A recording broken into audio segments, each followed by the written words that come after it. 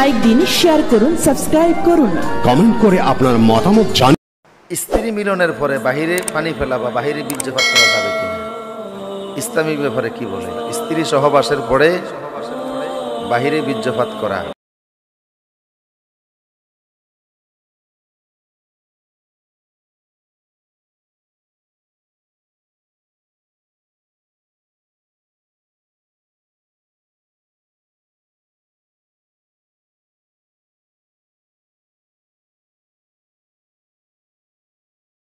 আছে।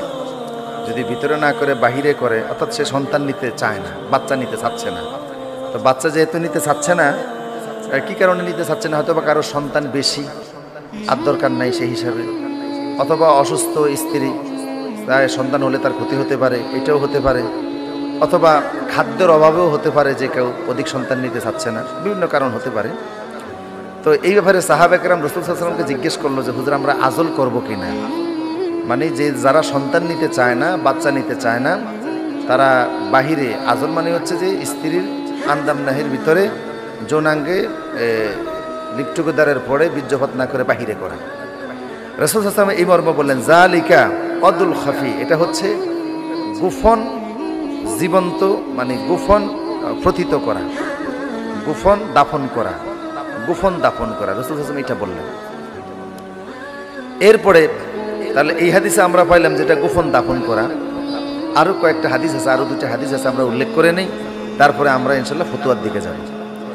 দ্বিতীয় আরেকটা হাদিস আছে, সেই হাদিসটা আবু সাঈদ খুদরি রাদিয়াল্লাহু আনহু থেকে বর্ণিত। তিনি বলেন যে ক্বালা রাজুলুন, এক ব্যক্তি আসলো এবং সে বলল যে ইন্নাল জারিয়াতা, তার একজন দাসী ছিল, সেই দাসীর সাথে সে এই লিপ্ট টুগেদার ইন্টারকোর্স করত। মনে রাখতে হবে বর্তমানে যারা আছে সবাই স্বাধীন, বর্তমানে সেই আরবের মতো দাস দাসী এখন আর নাই। এখন যারা আছে সবাই স্বাধীন, কাজে এখন যদি আরব দেশেও কোনো মহিলা কারোর ঘরে কাজ করে, তাহলে তার সাথে দাসীর সাথে তার মতো আচরণ করা যাবে না। কারণ বর্তমান পৃথিবীর কোথায়ও মানুষ কেনা বেচা করার গরু ছাগলের মতো সেই পদ্ধতি নাই, আর মানুষের উপরে মালিক হওয়ার সেই ব্যবস্থাপনা নাই, এখন সবাই স্বাধীন। তো সেই যুগে এটা ছিল, তাই তিনি বললেন যে আমি এক দাসী, যে দাসীর সাথে আমি এরকম ইন্টারকোর্স করি, এখন আমি চাই যে আমি তার সাথে আজল করি, মানে তার সাথে সহবাস করি, কিন্তু বাহিরে বীর্যপাত করি। এখন তার দ্বারা সন্তান হোক এটা আমি চাই না। আবার ওয়ানা উরিদু মা ইউরিদুর রিজাল, অন্য পুরুষরা যেভাবে স্ত্রী সহবাস করে আমিও চাই তার সাথে সহবাস করতে। অন্য পুরুষরা তাদের স্ত্রীর সাথে দাসীর সাথে যেমন করে, আমিও চাই আমার দাসীর সাথে সেই সহবাস করতে, যৌন তৃপ্তি নিতে, কিন্তু সন্তান হোক এটাও আমি চাই না। তার মানে আমি আজল করতে চাই। আজল করা জায়েজ আছে কিনা? তো কেন?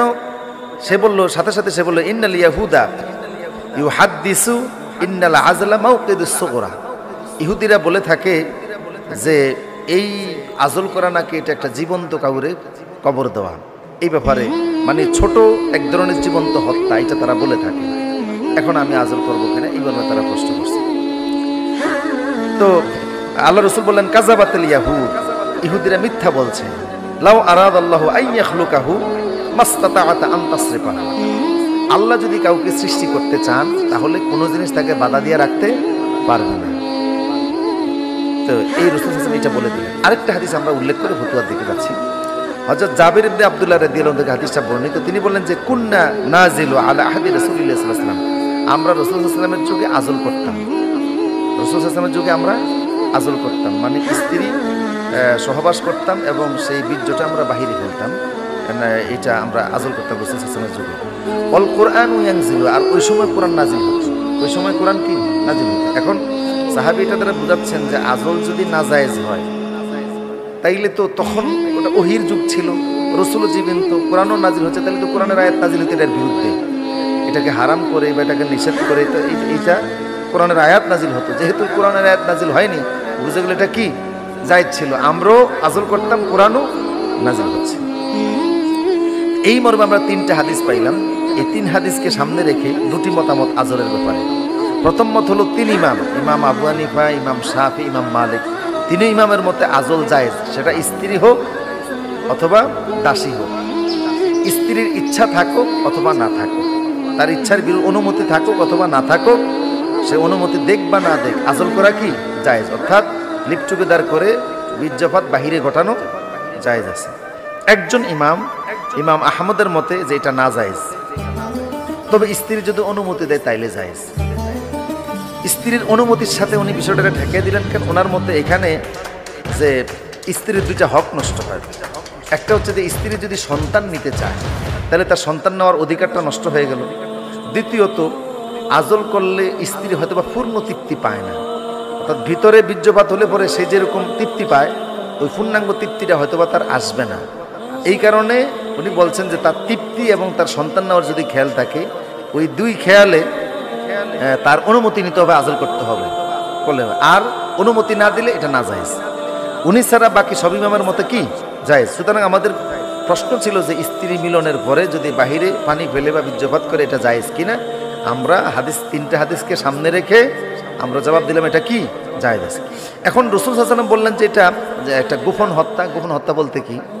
গোপন হত্যা বলতে এখানে মুহাদ্দিসিনে কেরামরা ব্যাখ্যা বলেছেন যে হুয়া দাফনুল বিনতে হাইয়াতিন, অর্থাৎ একটা জীবন্ত সন্তান হত্যা করার যেই গুনাহ, এটা কিন্তু সেই পর্যায়ে না। কারণ হচ্ছে এটা সতর্কতা স্বরূপ আল্লাহ রাসূল বলছেন। কারণ হচ্ছে যে 1 মাস 20 দিন যখন 4 মাস 20 দিন যখন বাচ্চার বয়স মায়ের পেটে হয়ে যায়, তখন তার মধ্যে রুহু আসে, তার ভিতরে শক্তি আসে, তার জীবন চলাচল তখন শুরু হয়ে যায়। ওই সময় যদি কেউ সন্তান হত্যা করে মায়ের পেটে অবসান করে বিভিন্ন পদ্ধতিতে, তাইলে এটা হারাম হবে, কবিরা গুনাহ হবে, জীবন্ত সন্তান হত্যা হবে, জীবন্ত সন্তান হত্যা করা হবে। আর এটা এর আগে যদি কেউ করে যখন এখনো সন্তানের ভিতরে রুহু আসে নাই, হ্যাঁ, তাইলে সেটা হচ্ছে যে মানে যে এখন তার এটা শুধু শুক্রকীট বা এটা শুক্রকীট পর্যায়ে আছে, এই অবস্থায় যদি করে তাহলে এটা এক ধরনের গোপন মানে প্রথিত করাই, তবে ওই চূড়ান্তটার মতো না, চূড়ান্তটার মতো না। যাই হোক, এই হচ্ছে এটার বিষয়টা। আমরা মনে হয় বিষয়টা ক্লিয়ার বুঝতে পেরেছি। আল্লাহ আমাদেরকে বোঝাতে হবে।